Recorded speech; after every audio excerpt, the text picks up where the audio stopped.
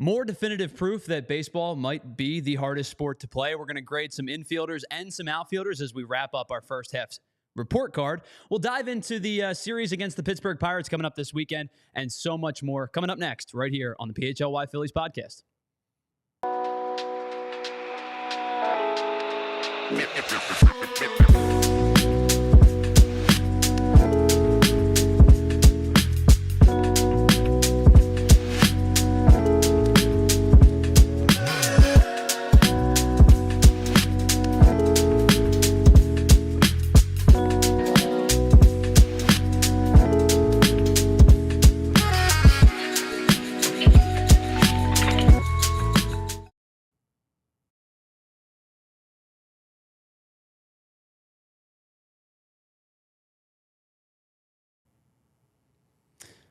What's up, my friends? Welcome into the PHLY Phillies podcast. And it seems like every time I talk to you, I'm hanging out with somebody new. And that trend continues today as I am super excited to hang out with our friend Roy Burton from Fox Sports The Gambler, the Broad Street Line podcast as well. Roy, I know you're not new to this station, this studio, but first time you and I get a chance to work together. So it's a pleasure. A lot of times there's people that you interact with on Twitter, you become, friends with on the social media sphere. Mm-hmm. You and I have Twitter known each other for a very long time. So first and foremost, it's a pleasure to have you here. And thank you. It's a pleasure to get to work with you for the first time. It's a pleasure to meet you. Pleasure to put a face to the Twitter handle. Yes. You and JP behind the boards. It's always nice to kind of put something behind that handle because it's always when you see somebody in person, it's like, oh, you're JP. Like, we all have government names, but no one knows the government names because we only know our Twitter handle. So it's good to see you guys learn your government names. Yes. And see what you guys look like in real life. Yeah. So we have a lot to get into. Obviously, it's a little bit of a different setup today. Renee is not here today because there was a wild situation outside of her house that we'll let her discuss. Just want to let everybody know Renee is okay. She's okay. She's healthy. She's safe. Just a very weird situation that unfolded over the last 12 hours outside of her home. So she'll be back tomorrow with us for the Phillies postgame show against the Pirates. Jamie's still on vacation, so it is myself, Tyler Zulli. That's Roy Burton. Producing today, doing one of his 9 million jobs that he does, is JP Zapata, who just continues to earn his paycheck in droves. So JP, welcome to the Phillies podcast as well. Thank you for having me on. I'm excited to talk some fight-ins. It's a big one this weekend, off the All-Star break. So we got a ton to get into. As JP said, this week I feel like I am in Talladega Nights, where I don't know what to do with my hands because it's just a weird drag week in between the All-Star game wrapping up and the series starting in Pittsburgh on Friday. So I want to start with something a little bit more off the beaten trail, a little more fun. Okay. Our buddy, Michael Rubin, was videoed yesterday, I guess attempting to throw a baseball. Well, he threw the baseball. The baseball was in a direction. Yeah, the ball left his hand and it went in a direction away from his body. So he threw the baseball. He didn't throw it well, but he did throw the baseball. So it's just another example to me of, now listen, I am not going to sit here and tell you I'm some elite baseball player, elite athlete. Elite, Well, that's why I'm here. Yeah, this is my second job. My first job is actually I play in leagues around the world. Okay. I'm not going to tell you I'm some elite baseball player by any means. But sometimes I watch things like this. I see first pitches, the ceremonial first pitch, and obviously some of them are just dreadful. Terrible. Shout out 50 Cent. 50 Cent is probably the worst one maybe ever. Yeah. But I watch these guys sometimes, whether they're in the cage like Michael Rubin was, or you see a ceremonial first pitch, and I go, have you ever thrown a baseball in your life?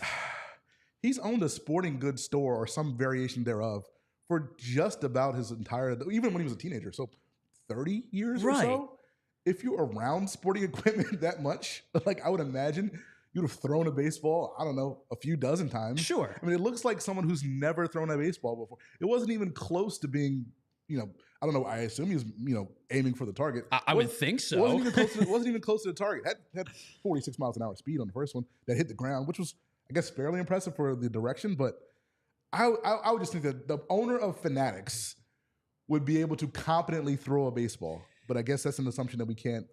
One would certainly think so. Now, I will say this. Everybody has sports that they're good at, Sure. sports that they're not good at. Sure. I will tell you point blank, I am a dreadful soccer player. Okay. I think if you gave me one of those targets though, with like a goalie on there, I could conceivably hit the target. Okay. It may not be pretty, but I think I could get it done. I watched those series of throws. You know, one skips, the other one's kind of like in the corner, and I go, "What are we doing?" I just, again, it baffles me that, again, because throwing is a very fundamental aspect of many sports, right? Whether it's a baseball or a football or whatever, like the general act of throwing something is something that everybody does in some sort of, you know, athletic endeavor at some point in their lives. I can't imagine how you get to that point in your life where you just cannot throw a baseball. It just boggles them. Like, there are 6-year-olds 5-year-olds who you can hand a baseball to, and they can competently throw a baseball. I don't understand how Michael Rubin, who hangs around every baseball player and basketball player in the world, cannot throw a baseball. It's just amazing. Well, Roy, so Tyler brought up soccer as a sport that he would struggle with. Yes. So for me, it would definitely be tennis. I actually played I tried to play as a kid once with my father, and I struggled mightily. So for you, yes, out of all the sports, any of the sports, absolutely, what would you struggle with the most? Would not be able to skate for a second in hockey. You put me on a pair of ice skates for a second in hockey, would not happen. Now, if I'm stationary and you gave me a stick, and I'm trying to hit the net like Ray Bork or something like that, I might hit the net at some point. But if you ask me to skate and do that, it's not going to happen. It'd be like the scene in Happy Gilmore. Yeah, hell of a slap shot, but he breaks the glass. Exactly. I can break the glass like NHL '94. But other than that, I can't skate and do that at the same time. It is. Listen, I get it. Everybody's got, like we said, they've got their sports that they are just throwing a baseball. I'm sorry. I agree. I think that it's. I just scratch my head sometimes. Yeah. All right, let's dive into some actual baseball content, because K-Red says he's jonesing for some Phillies content.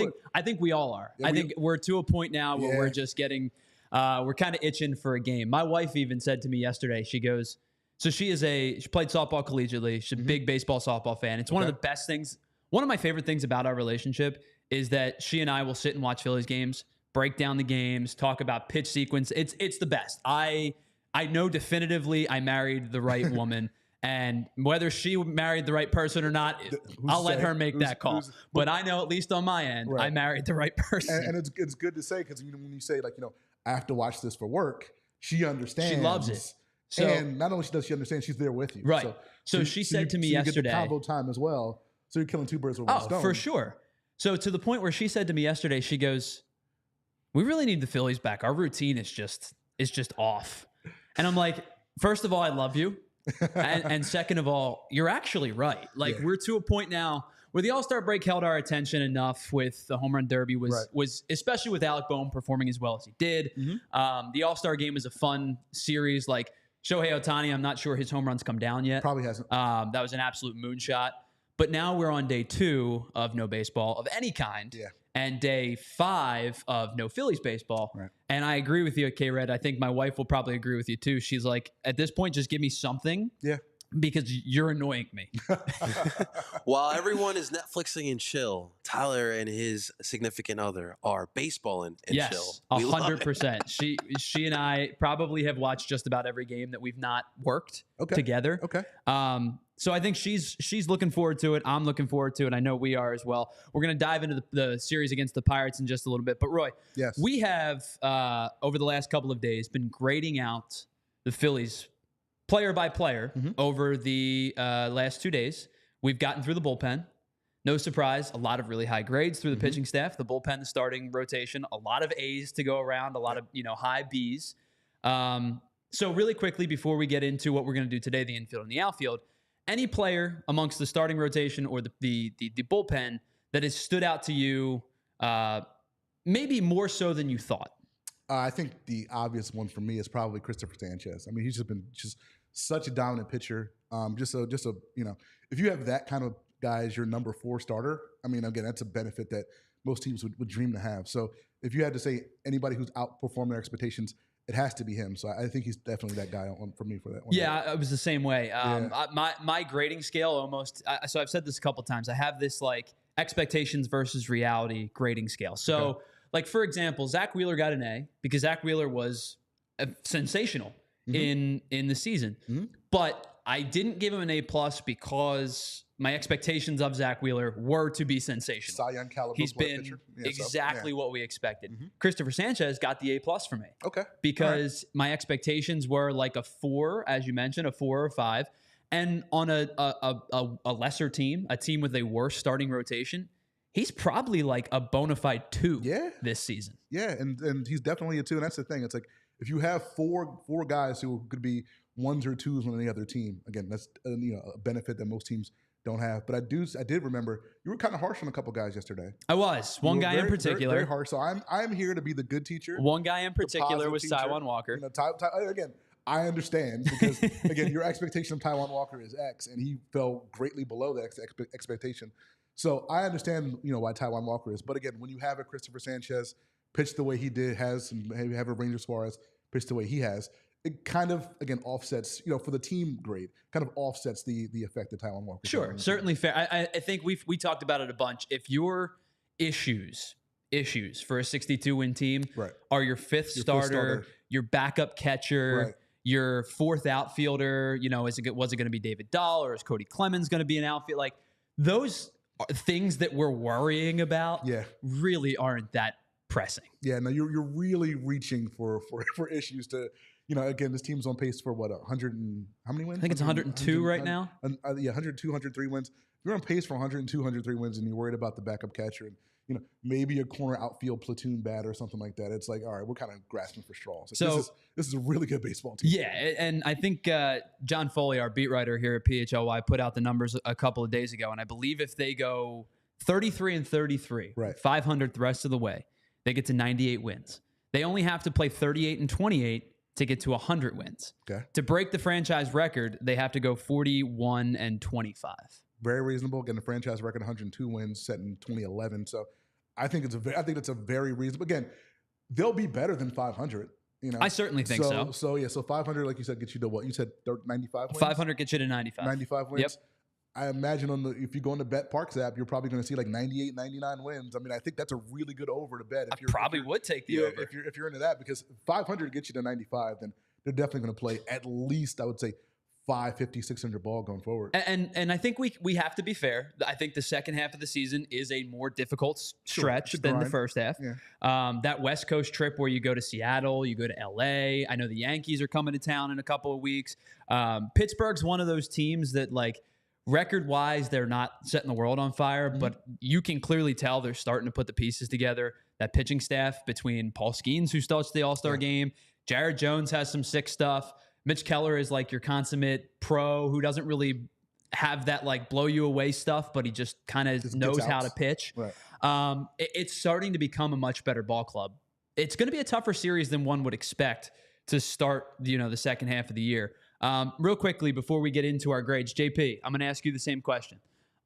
Is there anybody on the pitching staff, specifically starting rotation or bullpen, that has exceeded your expectations in the first half? That's a great question. Obviously, Christopher Sanchez is the big one.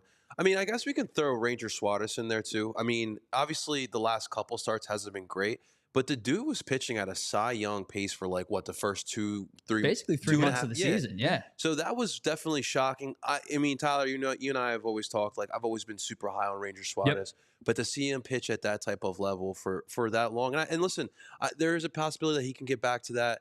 I don't buy the whole dead arm stuff. I think it's just, dude, it's a long season. It's a long season. Yeah. And it's a guy who his career high is 155 innings pitched. Yeah. He's at 114 now. I think the back flare up is legitimate. I know you said you don't buy too much into the dead arm thing, but for a guy that has never thrown more than 155, he should, even if they kind of maybe temper expectations with him a little bit, should shatter that number if he stays healthy. I mean, we're thinking probably 180-ish at this point. But I think that Suarez's expectations were to be a legitimate, like, rock solid 3. Mm-hmm. And for the first 3 months of the year, you could, as you said, JP could claim he was a Cy Young candidate. So you're going to have a few guys, I guess a couple guys, I'll say, on this team that have thrown or are going to wind up throwing more innings than they've had before. any issues or any concerns heading into the postseason given that workload? I think that as long as they're comfortable managing it, I know it's a slippery slope. Long gone are the days where guys are throwing 250. Yeah. You know, like the last guy to probably hit that, or the last couple of guys to hit that mark are just about in the twilights of their career. Like I think about Kershaw, Verlander, Scherzer, and then Greinke, who's not there anymore. But like those were the four guys to me that I always pinpointed as, all right, they're your workhorses. Right. Zack Wheeler, Aaron Nola, they're gonna get you to 200-ish innings, and those guys I trust commanding 200 innings. To me, it's how many innings can Christopher Sanchez and Ranger Suarez shoulder before like that bell curve dips. So I think this team's pretty good at managing that situation. It also helps that if you do want to lighten their load a little bit in the second half, you've got like 4 or 5 guys in your bullpen that you pretty much inherently trust to different, varying levels of leverage. So if you want to, stem the tides a little bit and maybe throttle it back to make sure you're getting to October healthy, I don't have any issue with it. Okay. I think it's just a weird kind of bell curve that you just have to be very careful you don't hit that downward trajectory. We've got a lot to get into coming up through the rest of the show today. We're going to get into our grades, infield and outfield. We'll talk about the Pirates series and the trade deadline that is coming up in just a couple of weeks. But first, let me tell you about some of our friends here at PHLY, including our friends over at Rite Aid. Because listen, I know we just broke our heat wave and it was ridiculously hot over the last couple of weeks.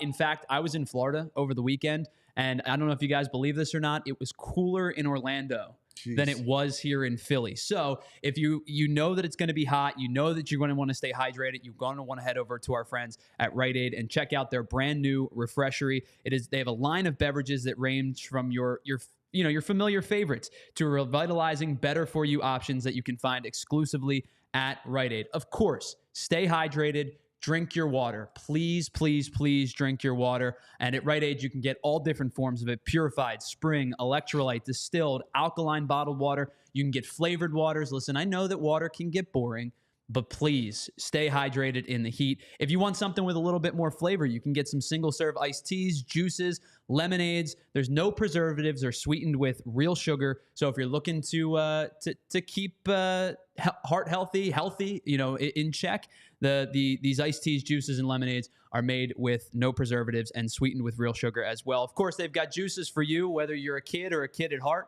and you want to drink some apple juice, some strawberry lemonade, pineapple, cranberry. Listen, just because juices are considered, they give them to it's kids' drinks, I drink juice all the time. I have grapefruit juice in my fridge right now. My wife, who is expecting our first in a couple of weeks, has been making these virgin palomas, and they are delicious. And she makes it with grapefruit juice. You can find that, of course, with our friends over at Rite Aid. So, of course, it's important to stay hydrated in this heat. Get refreshment delivered with our friends over at Rite Aid. So shop online at riteaid.com/shop for same-day delivery, or you can buy it online, pick it up in store, and head on over to the refreshery at Rite Aid. And while we're at it, let me tell you about our friends over at Indeed. We all understand how difficult the job market can be at times, but with Indeed, they are driven for a search to be better. And when it comes to hiring, whether you're an employee or an employer, the best way to search for a candidate in a job is to just not search at all. Don't search, match using our friends with Indeed. If you need to hire, if you are an employer looking for employees, you need Indeed, because it is the matching and hiring platform with over 350 million global monthly visits, according to Indeed's data, and a matching engine that will help you find your candidate fast. Now, listen, you're going to find your candidate in a much quicker way than you would by just trying to put out flyers or putting out emails. But even if it weren't for the speed, the quality of a match that you get on Indeed is second to none. 93% of employers agree that Indeed delivers the highest quality matches compared to other job sites, according to a recent Indeed survey. And if you're on the employee side of things, it's difficult. Finding a job can be hard at times. Indeed will match you with the company and the employer that is right for you. Maybe you're looking for remote work. Maybe you're looking for a particular salary range. All of these things can be found with our friends over at Indeed. And listeners to this show will get a $75 sponsored job credit to get your job more visible at Indeed.com/AllCity. Head on over to Indeed.com/AllCity right now and support the PHLY Phillies podcast by saying that you heard about Indeed on this show. That's one more time. That's Indeed.com/AllCity. Terms and conditions apply. Need to hire? You need Indeed.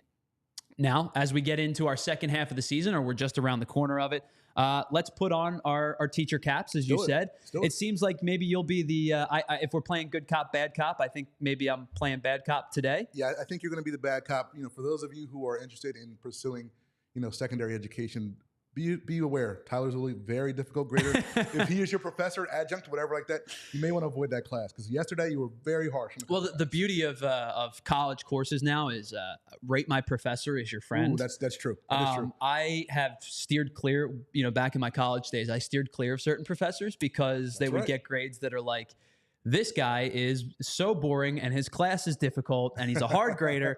And I'm like, you can't be all of those things. Yeah, you can't be all those things. Like if you're going to be a hard grader, you at least have to be an entertaining professor. Right. Like I had a professor one time and it was I don't even remember what the class was, but he reminded me of Dave Grohl from the Foo Fighters. Okay. And he was just the coolest guy in the world.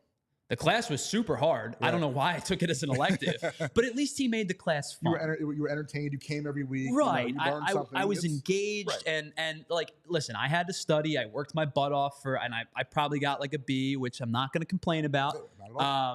But you can't be all of those things. And and I guess maybe I'm treading dangerous water. Tyler's not that bad, but we'll see. We'll see after these outfield grades because I think a few of these outfield grades are going to be in the C level, if I had to imagine. I think so. Okay. I think that there's pluses and minuses to just about everybody that may get a rougher grade. Okay. All right. So why don't we then start with somebody that I think you and I are pretty uniformly going to give a really good grade to. Let's do it. Let's go with the MVP candidate, Mr. Bryce Harper. First year as a full-time first baseman. And JP, if you don't mind flashing some of those stats for us, for Bryce Harper. There you go. We know he's missed a little bit of time.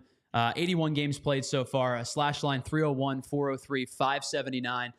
The one, Roy, that jumps out to me is the 983 OPS.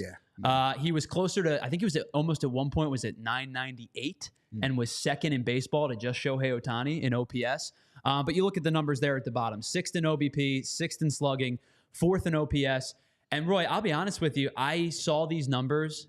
You kind of know how good Bryce Harper's been. And then I saw the numbers, the 301, 403, 579 slash line. And I went, is he better than I thought? Like, is he having a better season than just like my brain is allowing me to assume? I think he may be. And that's the thing. It's like if Shohei Ohtani just, decided to stop playing baseball today, Bryce Harper would be the MVP. Like he'd be the best player in the National League. And it's almost to a point where we almost take him for granted because he just every time he comes up in a clutch situation, it seems like he drives in a run or extends a rally or things like that. Like this year, a couple more stats: 2 outs, minute scoring position with 2 outs, 330 batting average, 462 on base percentage. I mean, like the man just keeps the ball rolling. Yep. Every single time he's out there, and it's like this guy again, generational talent on the cover of Sports Illustrated as a teenager. Has met every single criteria of being a superstar. And it's like every single year, it's like this dude he just brings it every year, which is amazing that this was his first year as an all-star, as a Philly, because he's been doing this for years. Yeah. And I think even John Smoltz, who you can tell still has a little Philly bias in his voice. That's exactly what he said in the All-Star game. He goes, this guy's won an MVP. They've been to a World Series. He took them, they were game away from a second consecutive World Series. And this is his first All-Star appearance. Now, injuries play a factor, obviously. Sure. But to put it into perspective, the year that he won the MVP in 2021, he had 35 home runs. Now, the RBI total was low. It was 84. Okay. That's kind of product of circumstance. This offense is clearly better than the 2021 offense. Right. But he hit 35 home runs, 84 RBI, and hit a slash 309, 429, and 615. Okay. He is on pace for more home runs through 81 games, more RBI, a similar average. We saw the slash line. And I think you're probably right. If it weren't for Shohei Ohtani just being just an absolute freak of a baseball player who is probably going to win the MVP despite not doing one of the two things that he's elite at. Right. Harper's probably your front runner at this point. I don't think we have a ton to discuss because to me, expectations were here. Reality is here. Yeah. That's an A grade for me. That's an A grade for me too. He's batting 374. He batted 374 in June. I mean, he's getting better as the season goes along. There's really, playing pretty well for at first base as well. Yeah. Like defensively. Yeah, there really isn't anything. Like I mean, it's either an A. I can't even imagine where you can do A minus. I mean, if you really want to give him an A plus, I guess you could. But Sure, he's at least an A no matter so what. do you remember the scene in Moneyball where they're trying to recruit Scott Hatterberg, yeah, and he goes, "You're playing first base. It's not that hard." He goes, "Tell him, Wash." And Ron Washington goes, "It's incredibly hard." Yeah.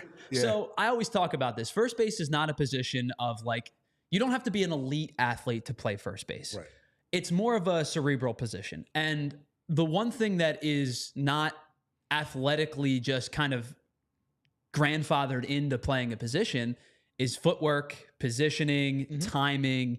And Bryce Harper, for a guy who really is in his, I guess probably, I would assume he probably hasn't even hit 162 full games at first base yet. Yeah. I watch him at times, and his positioning's significantly better than I expected. Yeah. The footwork has gotten better. He knows how to shift on the bag better than I would have expected.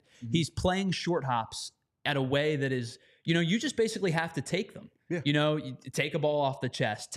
You don't want to do the Roger Dorn Olay. Right. But like, I watch him defensively, and there's maybe 3 guys in the league right now that I'm like significantly more interested in watching defense. Like, Christian Walker is above and beyond everybody defensively at first base. Matt Olson's a really good defender. Right. Bryce Harper's right there. He's really good, and like you said, like he's not a full season at first base, and I know you're a Phillies fan, JP. You're a Phillies fan. I'm sure you guys remember the time where they had to work on Ryan Howard's fielding because he wasn't an ideal fielder at first base. Bryce Harper's just a natural athlete. I mean, he started as a catcher, then moved to the outfield, then became a first baseman, and was a pretty good defender at all 3 spots. So it's like, I think he's just a natural guy at just playing baseball and learning the nuances of the position. And as you see, like, it's paid off in spades. So I know it's not the same transition moving from the outfield to first base as the guy that I'm about to bring up. But I think we give a ton of credit to Mookie Betts, and rightfully so, for being able to play every position on the planet. Yeah, whatever you want. I mean, he to me is the best baseball player on the planet. Sure. Stats will tell you, like Ohtani being a two-way guy, right. like he's an alien. So take the aliens out. On Earth. On Earth. Mookie Betts is the best. Mookie Betts is the right. best. Yes. So moving from the outfield to second, and then midway through spring training, them going, listen, we don't like Gavin Lux at short. You're actually going to go play short. Right. I mean, it's beyond expectations. Yeah. I think the rest of the baseball world probably has to give a little credit to Bryce Harper for making a move that, he has rarely made before. No, and I think you're right. I think people just assume that, if you can play the outfield, that you can play first base. First base is a difficult position, like you said, with the footwork, with the nuances and things like that. I think going the other way might be easier. Like, going from first base to outfield may be easier for some guys if you're athletically talented enough. But I think people just assume that, first base, you just kind of stand there and wait for the ball to get thrown to you. I think people just have that assumption in their mind, where there's a lot of nuance to that position. It's easier said than done, being able to 100% be at first base, make those catches. It's super easy to just, because it's such a routine, right, that you can kind of like break it out and drop it. My question is, you're right. Like, it is an extremely important position. So why is it I feel like a lot of times teams typically put, like, quote unquote, their worst fielder there? I mean, even look how Bryce Harper found himself in that role at first base. He had the elbow injury. We needed to put him out in the field, and boom, Rhys Hoskins obviously went down. We found a spot for Bryce Harper to play in there. So, and John Peace brings up Rhys Hoskins, right? Like, there are a lot of average defending first basemen. And I think from like we talked about, from a physical standpoint, you can get away at being an average defender. You notice really good defenders and really bad defenders. Right. Rhys Hoskins was a really bad defensive first baseman. To answer your question, JP, I think like the length of average is probably the largest of any one position. Like, if you're an average shortstop, you're going to get noticed. And maybe almost even you could get exposed at times. Average catchers, teams run on average catchers all day long. Average first baseman can kind of get hidden a little bit. But I think that the guys that we notice are the ones that are really good and the ones that are really bad. So let me ask you real quick before we move on, JP. Yeah. We both give an A. Any difference for you on Bryce Harper's first full year as a first baseman? No, I mean, obviously you talked about it. Like, he has reached expectations that we thought of him. And Bryce Harper, every single year, as long as he can be here, he's the leader, right? He's the face of this organization. And so I'll go even as far as saying, like, You know me, man. I'm always thinking the bigger picture in Philly sports. Dude, he's the face of Philly sports, in my honest opinion, right now, with how much he's done for the Phillies in Philadelphia, with the current athletes that we have going on. Obviously, this is a great era. I mean, we got Joel right now. We have, Jalen Hurts. Hopefully, he bounces back this year. Bryce Harper, he's taken this team to a World Series, 2 NLCSs. MVP, I mean, this dude has done it all. He's switched from right field to first base, and he's become one of the best first basemen in this league. He's just a man. That's Bryce Harper. And the ultimate panderer, by the way. Yeah. You know what? The greatest panderer of all time. He understands how to connect with the Philadelphia audience. I wish there were other athletes around here who knew how to do that. Get that water. All right, let's keep it rolling. This grade's going to be hard for me. Roy, I don't know if you've heard me talk about this guy in the past. I love Bryson Stott. Objectively speaking, Bryson Stott is having a down offensive season. He is. And it hurts my heart because I think that this kid, when he's on, can be a legit batting title contender. And I feel like he is very far from being on currently for offensively. So you see the numbers. He has played in 90 of the near 100 games this year. 238, 326, 350 split. The RBI total is higher than I expected it to be. 42 RBI, and again, product of circumstance. Right. A 676 OPS. We know he's going to be elite on the base paths. They have a group of guys at the top of their lineup who can just wreak havoc. And when you have a Johan Rojas at the bottom of the lineup, you basically could have a chance to have, like, when Stott hits 7, Rojas hits 9, Turner's at 2, right. You've got a bunch of dudes who can just cause havoc on the base paths. Now, I will say the one thing that I did appreciate with Bryson Stott is he's not swinging and missing a ton. Now, I think the at-bats can get better, but he's not swinging and missing a ton. The one thing that is worrisome to me is I'm seeing a lot of things that I saw in 2022 that he kind of put behind him in 2023, which was opposing pitchers are taking him up the ladder. And he's obliging on a lot of high fastballs. And his bat speed is amongst the league's lower side of bat speed. So to me, it's really hard to hit a high fastball to begin with. Sure. When your bat speed is slow, it's even more difficult. And that's why you've noticed him a lot. He's popping up a lot this year. And I think he is just a little late and a little bit, that back left shoulder is just dipping down just a tiny bit. And it's why he's sending things into the air. As of late, I think his at-bats have been better. Okay.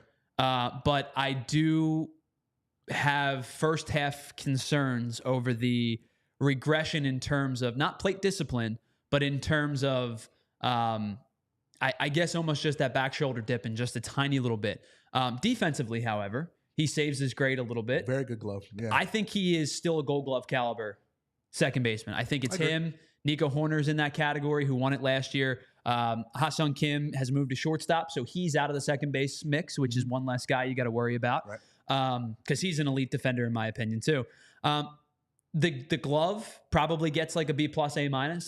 The bat so far to this point in the season probably gets like a C-. So I'm going to average that thing out. I'll give him a C+ for the year. The glove is doing a lot of the work. Yeah, and I gave him a B- just for that glove, the reason, because he has a very good glove, like you said, Gold Glove caliber guy. I just do want to push back, or not push back. I just want to kind of answer or get back to your point. Sure. Because he hit 280 last season. He hit 238 now. You think he still has a chance of batting title? Not this season. Oh no, I'm just saying, but like in his career, I do. Okay, because to me, I just don't see it. Like I just see him as a career 255, 260 kind of guy who just kind of wreaks havoc on the base pass when he gets on there with the speed and things like that with the good glove, which is fine. If you give me a 265, hitting second baseman who can steal you 30 bases and do that, that's fine, and be a really, really good defender. That's fine. I just don't see the ceiling more than that offensively. But you still see that regardless, despite what we've seen this year? I do, and I think it's obviously the difficult thing. Winning a batting title in the same league that Luis Ariz is in is never going to be easy. But I think that winning a batting title in terms of strictly your average is easier than it's ever been. Because team averages across the league are just down. The things that concern me, obviously, the bat speed is he's in the 5th percentile. As he gets older, it's only going to get worse. It's going to get better. What I do appreciate is, like we talked about, he's in the 90th percentile of width. He doesn't strike out. He has a really good plate approach. His eye is strong. I think at some point, your amount of like the balls that you're squaring up will eventually become more hard hit balls, because those two are like entirely different on the metrics. That is what gives me pause to say I think that this is more of a blip than it is the consistency. Okay. But like I said, the bat speed thing is the biggest issue. Right. So for me, I give him a C+ for the first half of the season. Okay, that's fair. Randy Rubar in the comment section wonders, did they tinker with Bryson Stott's swing? I don't think they tinkered with his swing. I think that as a collective unit, they told everybody to be more selective this year.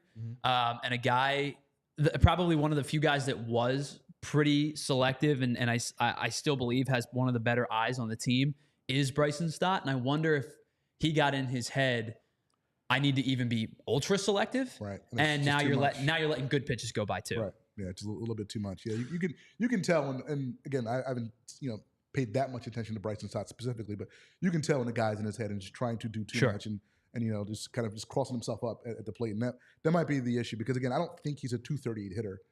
But I'm still not. You're in that 260 range? Yeah, I'm still not entirely sold that he's a 300 hitter either. That's fair. So C+ for me. What was your grade? B minus. B minus, JP?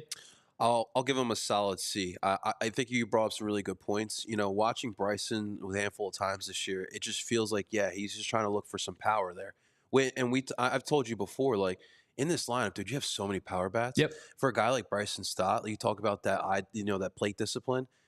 You just get on base and let the rest of it handle on its own. But yeah, it just feels like he's just hitting too much for power. He just needs to worry more getting on base, because, dude, we got plenty of power in this lineup. There's a ton of pop in this lineup. Yeah. And I think that that may be why I still hold hope. A little bit more of an even plane swing.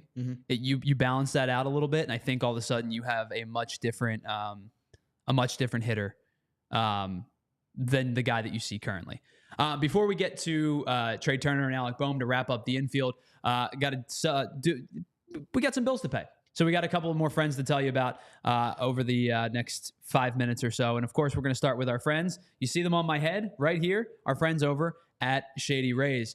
Listen, I've told you this this week. I really struggle with migraines. And the biggest migraine issue that I have is sunlight. I just catch a ray wrong. I see it off the roof of a car. I'm done. And I'm out for the rest of the day at times, because the migraines become so debilitating. So that's why I trust my friends over at Shady Rays to give me the highest quality polarized sunglasses that I can possibly get. And I love this setup. I think these lenses are sweet. I love the matte black with the orangey like tinted lenses, but they're not just for cool looks. They're also because of the fact that my eyeballs suck.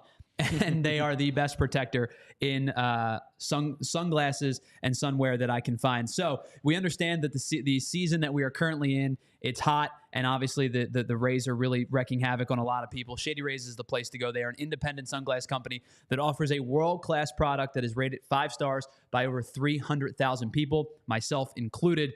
What I love about Shady Rays, not just that they keep my eyes in check, but they also have durable frames, and the optics are fantastic. Sometimes you get a pair of sunglasses and they help your eyes, but then all of a sudden everything goes, 2 shades darker than what you actually are looking at, or maybe it's not crystal clear anymore because they don't have the polarized lens. Everything that Shady Rays offers you helps you in the summertime and helps you around the water. If you're at the pool or you're on the beach, these Shady Rays will come in clutch as well. They have hundreds of options for you to choose from. So if you're not a fan of this particular style like I currently have on my head, that's all right. They have more of a sport look. They have aviators. They have everything that you could possibly find in every different lens and frame color variety that you could possibly think of. And they also will have some of your favorite team colors as well. So if you are like me and you struggle with the sunlight, or you just want to look cool, I'm not saying I look cool, but you can look cool in your Shady Rays, get on over to Shady Rays, and exclusively for our listeners right now, Shady Rays is giving out the best deal of the season. If you go to shadyrays.com and use PHLY as a promo code,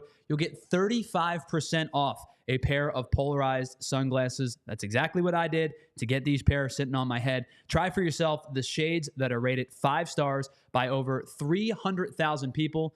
myself included.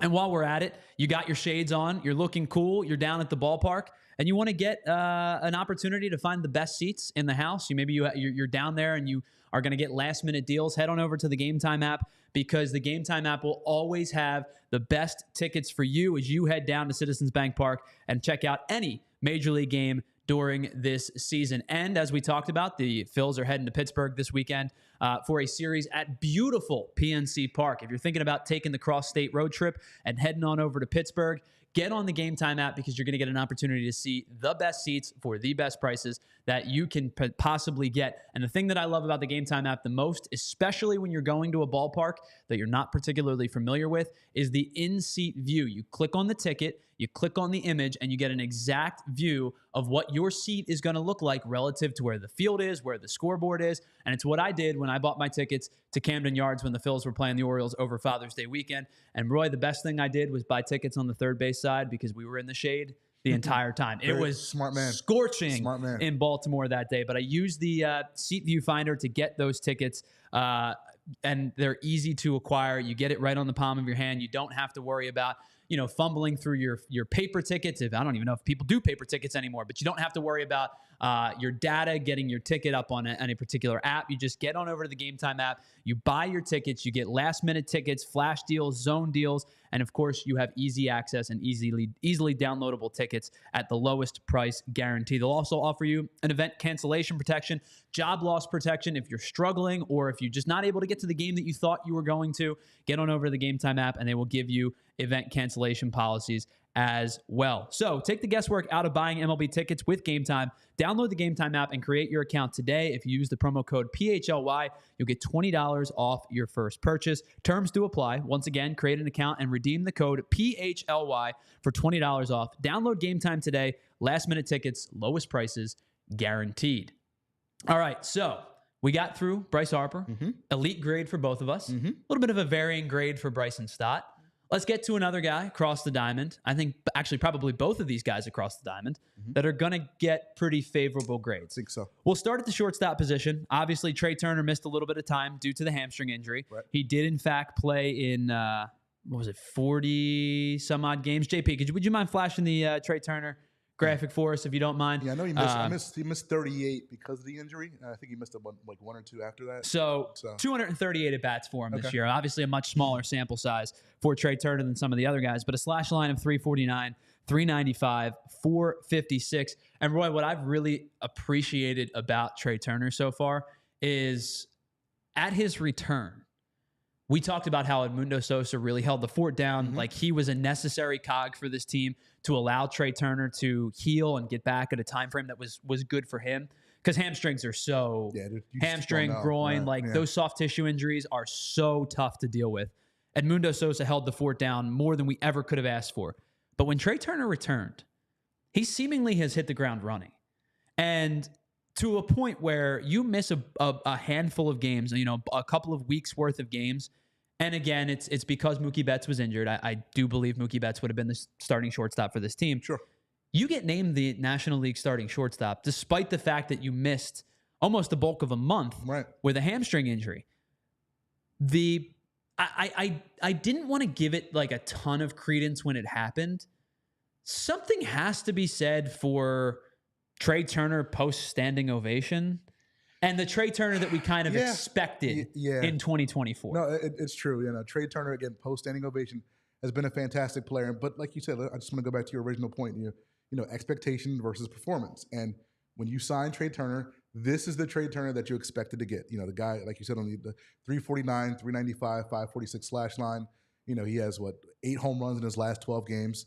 Like you understood the glove was going to be the glove. Like you understood he's not going to be a Gold Glove outfielder, despite that amazing play in the All-Star game. By the way, I wish you could bring some of that energy. Yeah, how about that, right? Bring some of that energy back to Philadelphia, Trey. That'd be nice. Like you understood that he was going to be an elite, offensive shortstop and be decent enough in the field that it'd be fine. And that's exactly what he's giving you. So again, if you're going to play the grading game with Trea Turner, I don't see how it's anything lower than an A- because he's pretty much given you everything that he could.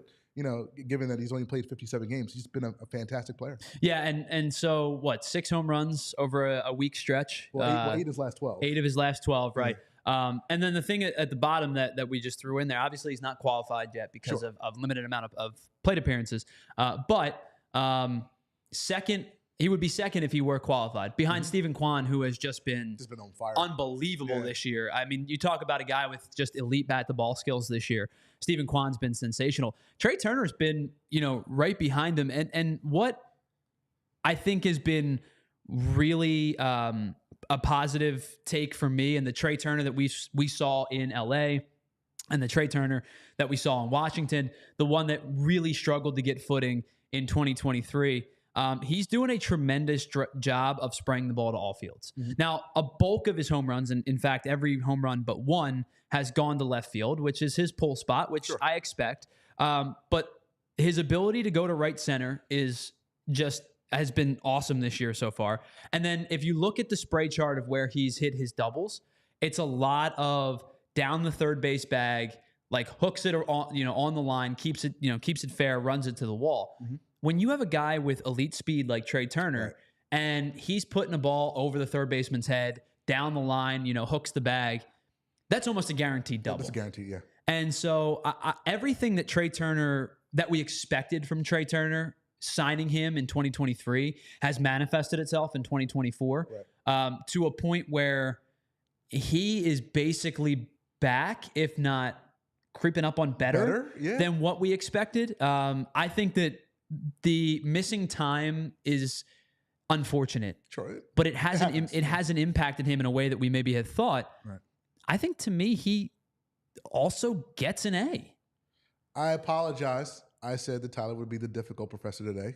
Clearly, he's not, because there's a few A's getting thrown around. Let me maybe rephrase that. I think maybe the defense pushes him down a half a grade. The defense is suspect at times. Is the defense worse than you thought, though? Or you expected, I should say. No, it's probably about right what I expected. I think he's weird because he makes plays with range sometimes that I go, that's a heck of a play. And then he'll boot a routine grounder. So maybe it balances itself out. All right, you've convinced me. I'll go A- because of the glove. Maybe I'm the bad teacher. I must be the bad cop today. I apologize. But JP, A-, B+. I don't want to influence you, but I'll go with a B+. The glove definitely pulls him back down a little bit. And it just, as of, July, he's been outstanding. On fire. Yeah. Unbelievable. With that alone, that gives me that B+ there. I'm going with that B+.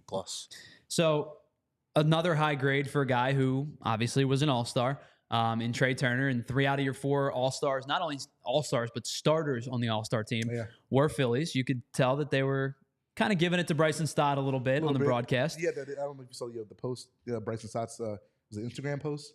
We had they had me in the first half. Not gonna lie, I love it. That was a nice little self-owned by Bryson Stott. This team has an elite chemistry that I'm not sure is toppable. Yeah, I do want to point that out, because I know we may not get a chance to talk about it, but trade deadline, acquisitions.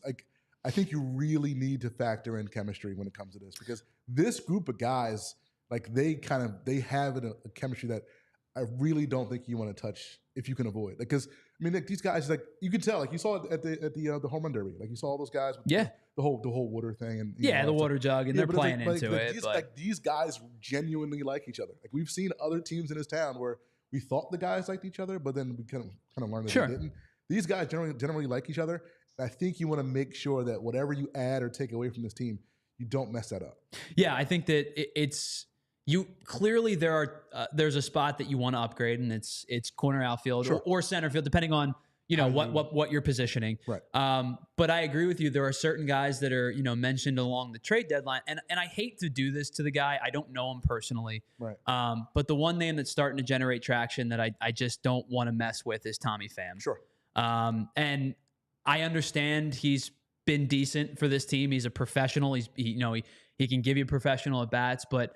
And maybe it's unfair to bring up something that happened 2-3 years ago, but the fight over fantasy football, and I just what you're saying, it's such a unique situation where if this were a team that was lesser together, right? I think it's no holds barred. You go and get a player that makes you better. Like, and I hate it's not fair to the guy because I don't know him personally. You only see what you see on TV. Right. But like Tommy Pham's probably the one guy that I'm not considering. He's been on 6 teams in the last 4 years. I mean, if he's that good of a player, and again, no disrespect to Tommy Pham the person, but if he's that good of a player, you probably would stick around with one of those teams for 2 or 3 years.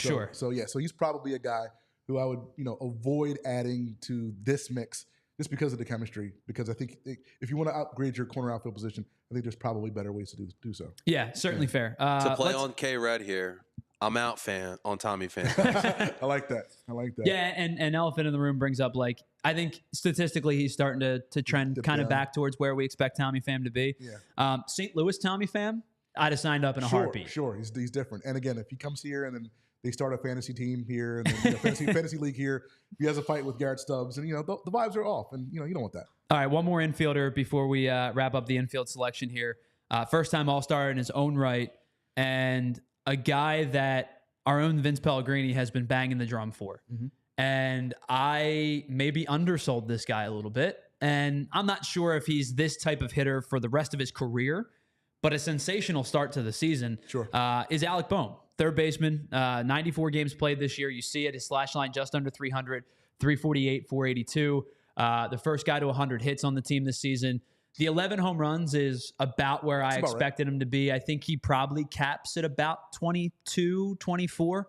To me, the more important number is the runs that he's driven in. Yeah. I mean, he's been insane with runners in scoring position this year, 70 RBI this year. He is a guy that's just continuing to be a gap-to-gap hitter. As you see, 33 doubles to lead Major League Baseball. He personally is at a career best in strikeout rate. He's striking out at the lowest rate of his career. He's seeing pitches better. He's allowing pitches to get deeper, and he's still making really good contact.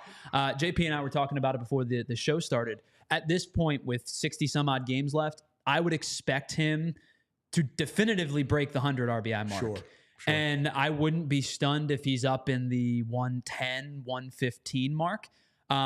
So that right in and of itself, the offensive production has been better than I could have ever expected.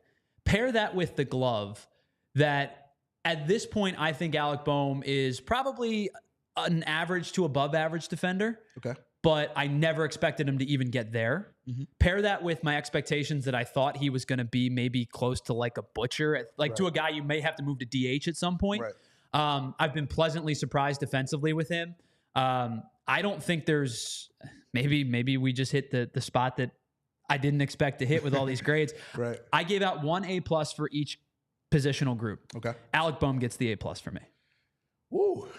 You've sold me a bit on Alec because I was gonna go A- B+. You sold me a little bit on that because again, like even if he's an average fielder, he's putting way more on the table offensively than he is taking off possibly defensively. As you mentioned, on pace for 118 RBI, leads the league in doubles. Like offensively, he's just been fantastic.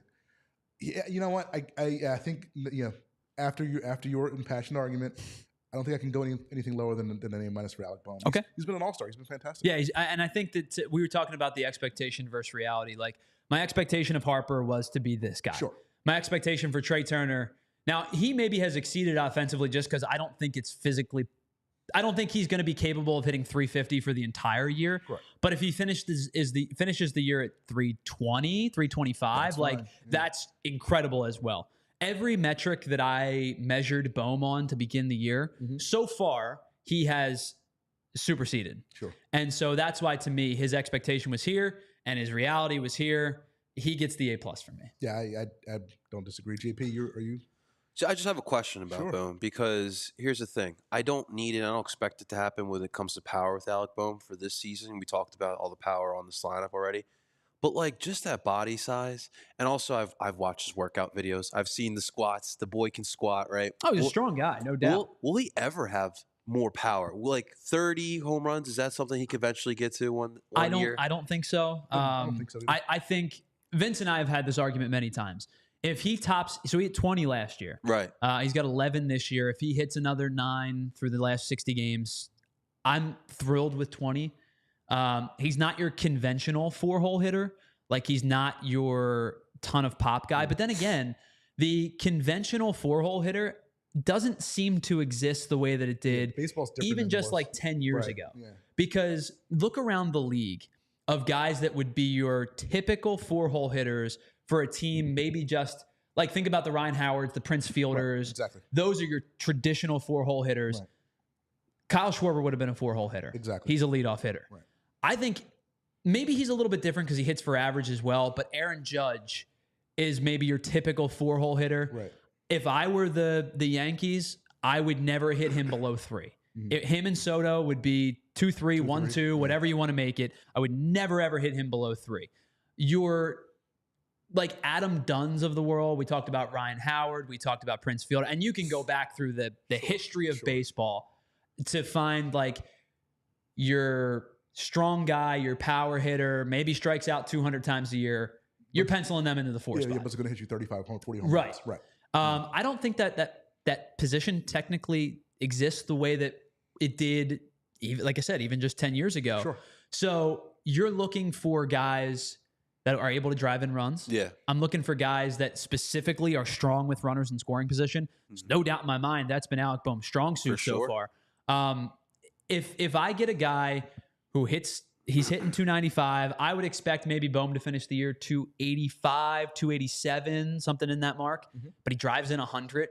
I don't care how he does it. Yeah. I don't care if it's 35 home runs or it's 10 home runs and 50 doubles. Right. To me, the productivity matters more than like your typical, like, how do they fit into that mold? Yeah. Production. Especially in this lineup, he fits perfectly for what he does there. Sure. I'm going with a B on the season.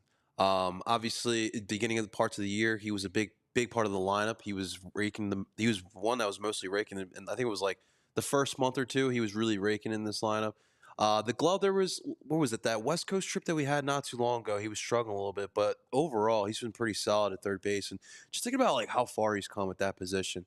You know, everyone likes to bring up the was it 21 or 22 or 21 where he's saying like he effing hates this place. Yep. And look at him now, like we're selling those T-shirts, and Sure. he looks so much more comfortable at third base. It's been a great story. He's so on Baseball Savant, he's a -1 range factor, -1 outs above replacement. Okay. It's an average defender.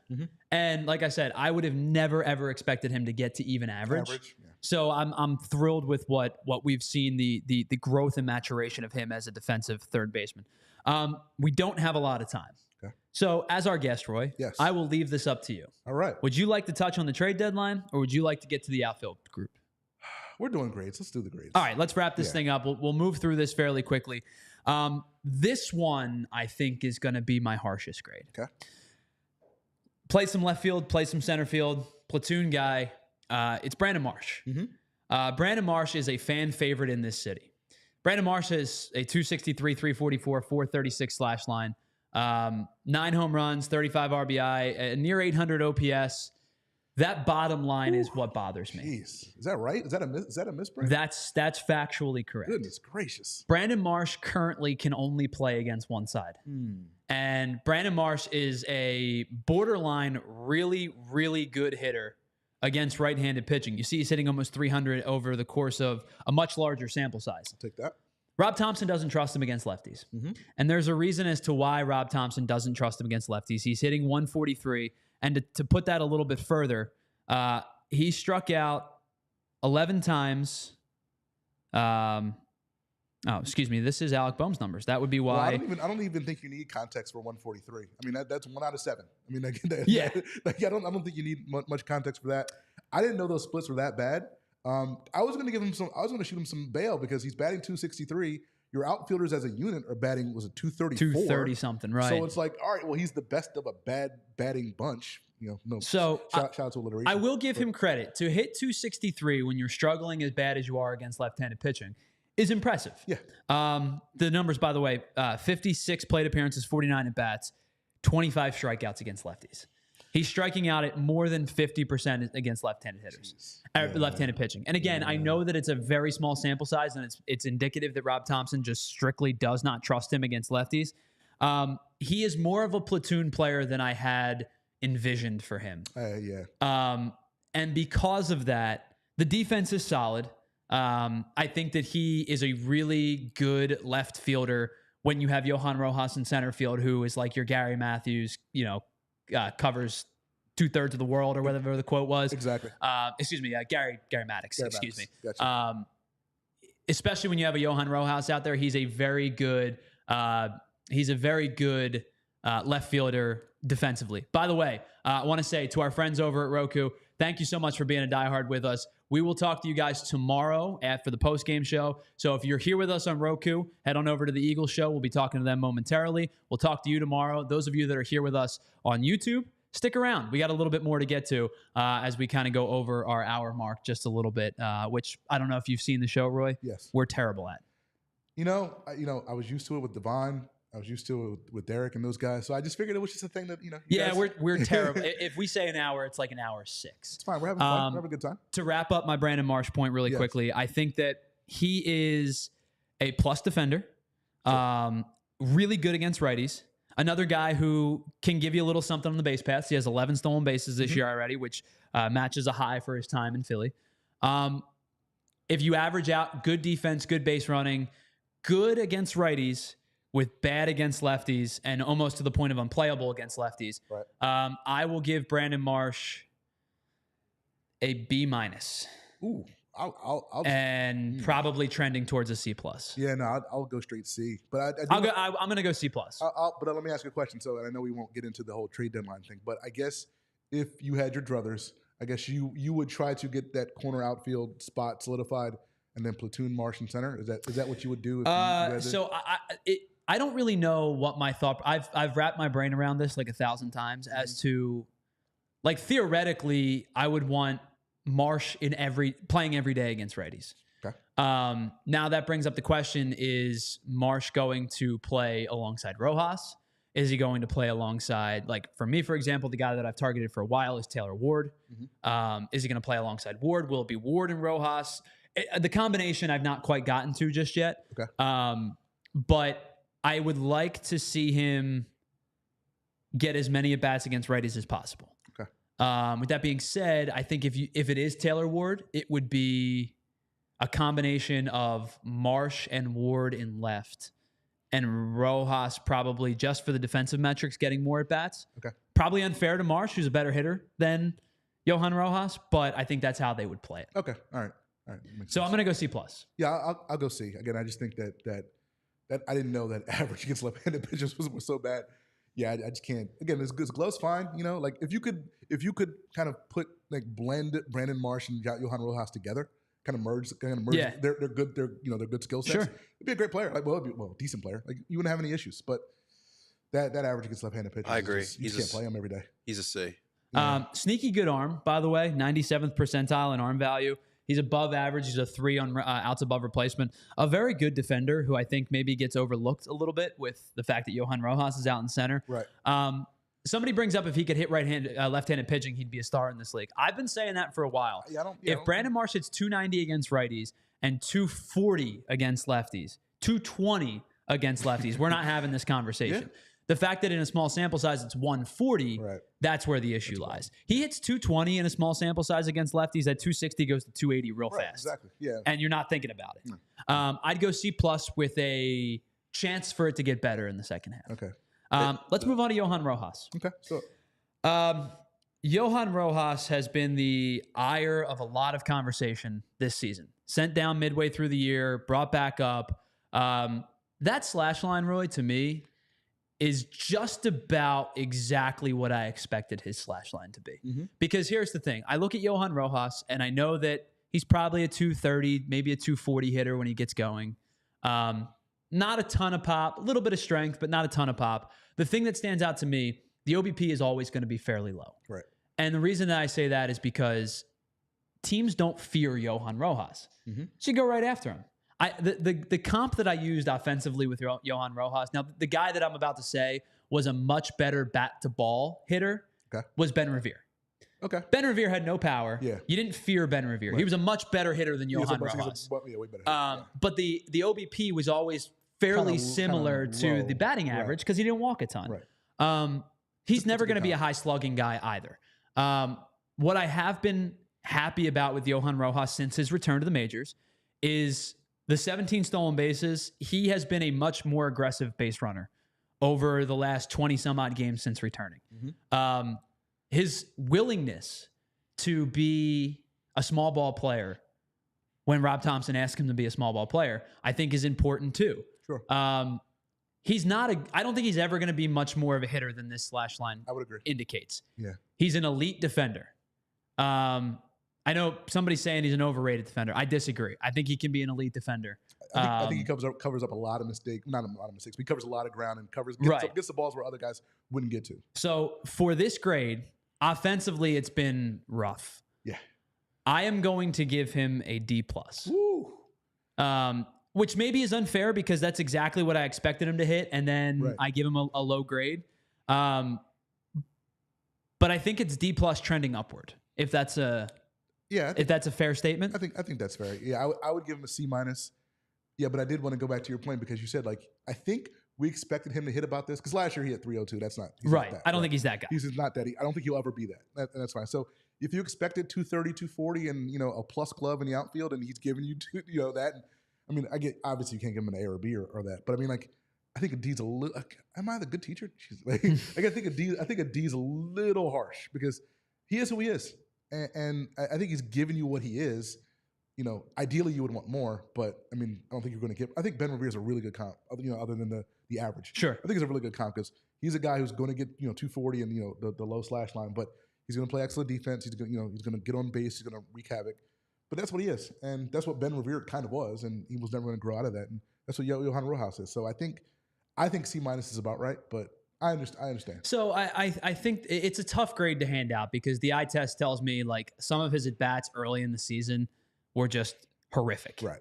And now that his willingness to play small ball has seemingly been there since he's been recalled, he himself, I believe, since being recalled, I think I could track he himself created at least 3 runs on the base paths. Aggressive base running, first to third, willingness to swipe a bag, using his speed as an attribute.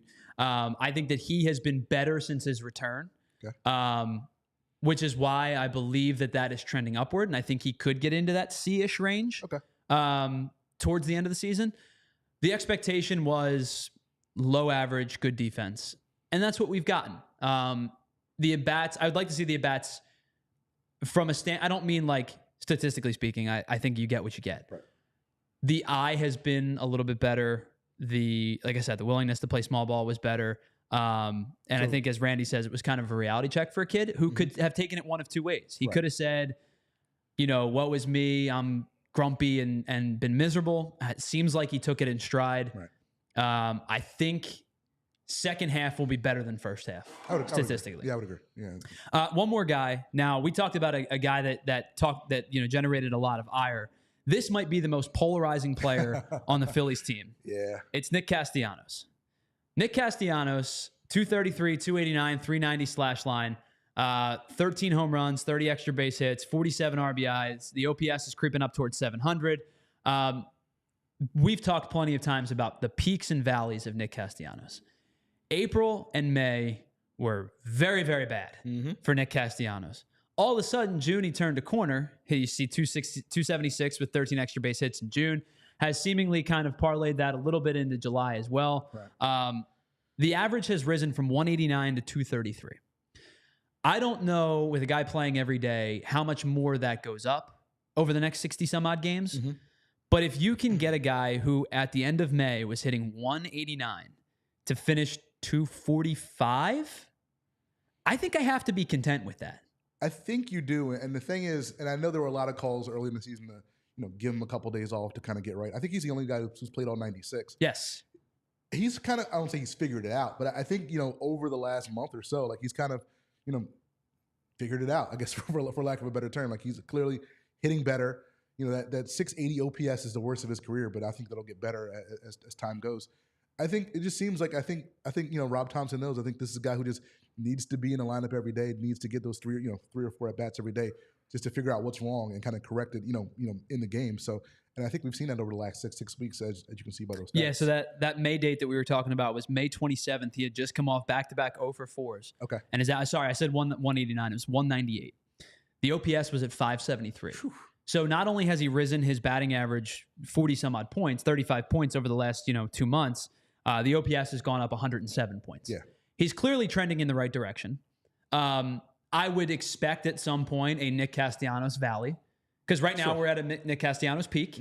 There's probably going to be a valley. Right. He'll probably come back to resurge at some point in the playoffs, and then he'll disappear. Because it's the Nick. To me, I know what Nick Castellanos is, and when I have that expectation, I can kind of wrap my head around the player that I expect him to be. The valleys are infuriating. The peaks, he's one of the hottest hitters on the planet, and I think if this guy ends up at 240, he has 13 home runs right now. If he can get to 20, if he gets to 20. The doubles have improved. We talked about the 13 extra base hits in July. The doubles have improved. He hit 244 or in June, excuse me. He's hitting 244 in July, so maybe he's starting to come back down just a tad. But this is the guy that I expect Nick Castellanos to be. For a guy that plays every day, it's really hard to raise those numbers significantly over a time frame. I give him a C. And nothing for nothing. The last few years, I know we've ripped him previously. His gloves have been pretty decent. I mean, he's been fine. Yeah, I mean, if you want to take that 400 some odd games without an error, like I know that they've made him kind of a positional player where, all right, you're only coming in to your left, you're only coming in and to your left. Right. Don't do this, don't do that, none of this diving. Don't be anybody that you're not. Right. But I think that he's become a better defender. I still think he's not a very good defender. He's not a good defender, but he's not. But he's not putrid anymore. He's not killing me. Right. Yeah. All of those to be said, I'll give him a C. Yeah, I think I would give him. I think I'll give him a C. Yeah, I was leaning towards C minus, but again, like you said, like over the last since May 27th, he's been playing well. He's been seeing the ball better. I'll go C. I'll go C as well. All right, so that wraps up our grades. A lot of really high grades, not unexpected. You have 3 All-Stars in your infield, and you have a couple of guys who maybe could get to a point where they're. Brandon Marsh would be the one that I'd love to see an extension of. Again, he's not going to play against lefties, but continue to rake against righties. Right. Castellanos, we kind of have an idea of what he's going to be. Johan Rojas, we kind of have an idea of what he's going to be. Bryson Stott, to me, right now is the only true question mark heading into the second half. I think the other 3 infielders, I think you kind of know what they are. Right. Yeah. Bryson Stott, again, he's not a 238 hitter.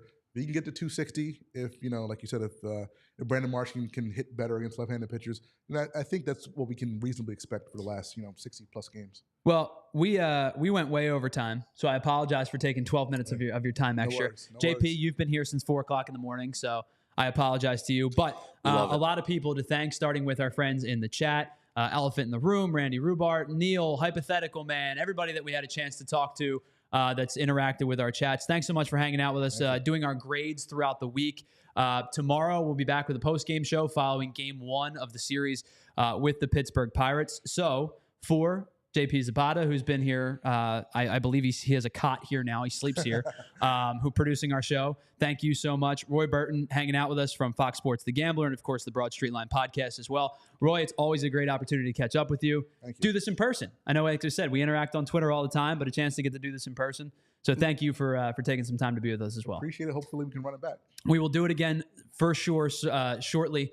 Tomorrow, Renee will be back. I believe John Foley will be joining us as well for our post-game show. So we'll see you in the top of the 9th tomorrow with the Pittsburgh Pirates and the Philadelphia Phillies getting set for the second half. Baseball is back, my friends, tomorrow. We will catch up with you tomorrow for the post-game show right here on the PHLY Phillies podcast.